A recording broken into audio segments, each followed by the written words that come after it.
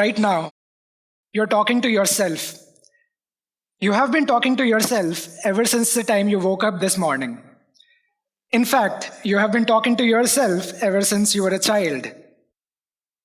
It is deciding whether to agree with me on this point or not. It is deciding what it will say to the person next to you during the networking session after this. It probably has some opinions about my outfit and about this thing which I'm wearing around my neck. And that is your own mind. You speak roughly 16,000 words on any given day, about 6 million in an entire year, and about 500 million words in your entire lifetime. Now think about this. The entirety of English Wikipedia is around 4.4 billion words. One human life spoken out loud is a significant and meaningful fraction of the entirety of English Wikipedia. You are the author of the most detailed autobiography ever written, and you have never read a single page of it. For thousands of years, this has been the human condition. We say things out loud, and then we ultimately forget that. And there is no version of that saved anywhere. So for the next few minutes, I'm going to talk about what it means for all of us present over here. This is how most of us think talking happens and speech happens. First, you have a thought. Second, you construct words out of the thoughts. Third, you package the words into speech. Ultimately, thoughts on the inside, speech as the packaging. This is absolutely wrong. Let me talk to you about something, an experiment which a Soviet scientist by the name of Lev Vygotsky conducted about 90 years back. What he did was he took a group of children and he gave them puzzles to be solved. And while trying to solve those puzzles, these children were talking out loud. And then he did one small thing. He stopped them from talking. And next thing you know, can you guess what happened? They could not solve the puzzles. Apparently, it turned out that while they were talking, it was not a commentary on their thought process, but thinking, but talking was the thought process happening in real time. Us adults do the same thing. It's just that we have learned to sub-vocalize the thought process. Imagine if you said everything which you thought about. That would be pretty chaotic. But this has been the human condition for some time. For the techies present in the room, I, being an engineer myself, there is this concept of rubber duck debugging, which some of you might have heard about. Let's say you face a bug in production. Hopefully you don't face. I pray that you don't face. But let's say you face a bug, a very difficult one at that. One way to solve for that is just to keep a rubber duck in front of your desk. A metaphorical one will also do. It doesn't have to be a duck, it can be a bottle also. And next thing which you try to do is try to explain the problem line by line. Usually what happens is, while you're talking the problem out loud, the clarity comes into picture. Talking is how clarity happened.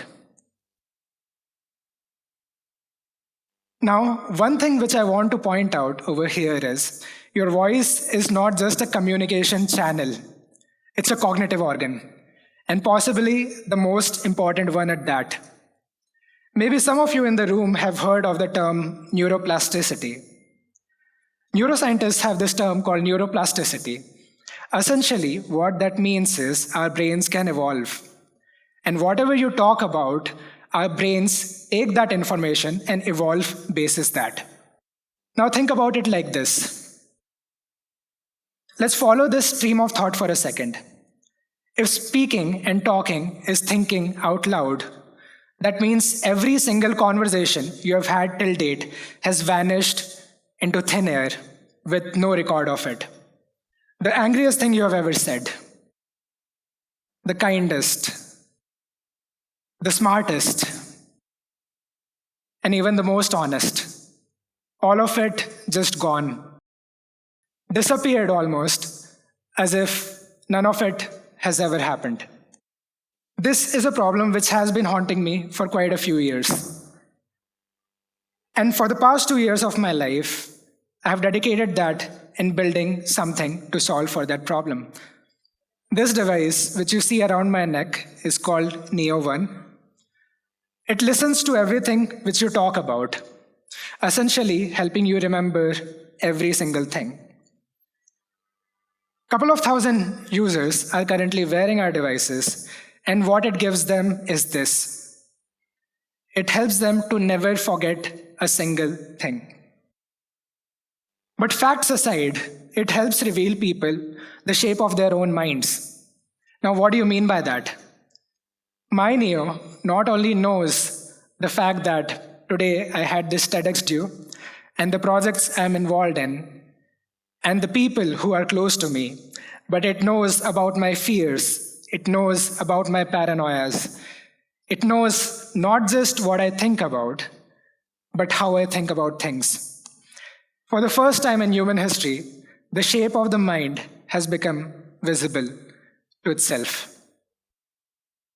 And for the first time in human history, not only X-Men, but the entirety of human civilization can get superhuman memory, and that too at scale. Now let that sink in for a second. What do you think happens when all of us gets superhuman memory? Well, 3 things, each one bigger than the last. First, you hear yourself. And when you hear yourself, self-deception becomes extremely difficult.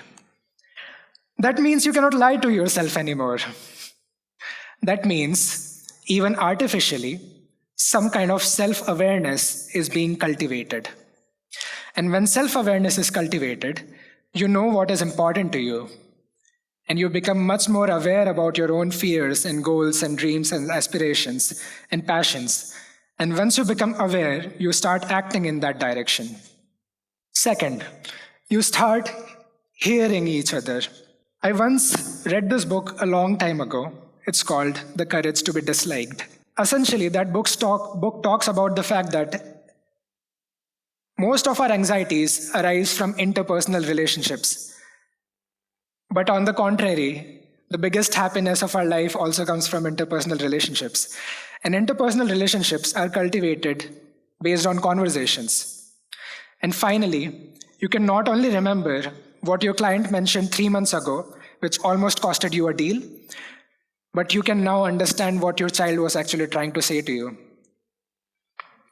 Third, and the most important one, we can finally begin to hear ourselves as a species. For hundreds of thousands of years, whatever we have thought about, the rawest and the most unedited version of ourselves has never existed anywhere. Books have been edited. Books have also been burned. Think Nalanda. Thinking about Nalanda gets me emotional to this very day. History is the edited version, but the rawest, most unedited version of yourself, which is your own thoughts, have never existed anywhere in the entirety of history. And for the first time, we as a civilization can hear ourselves think. There's an old word arising from our Indian civilization, a word in Sanskrit. And probably some of you, or at least one of you, is named Shruti here. Shruti means that which was heard. The ancient rishis never claimed to have written down the Vedas. The Vedas have no authors.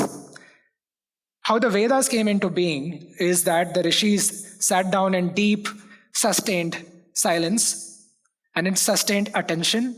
And out of that silence and deep listening, the Vedas came into being.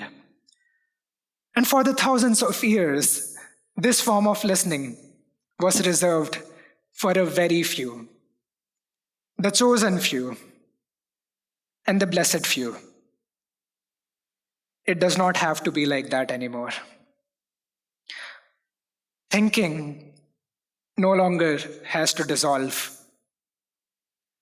which means for the first time in history, you're about to hear yourself think. Thank you so much.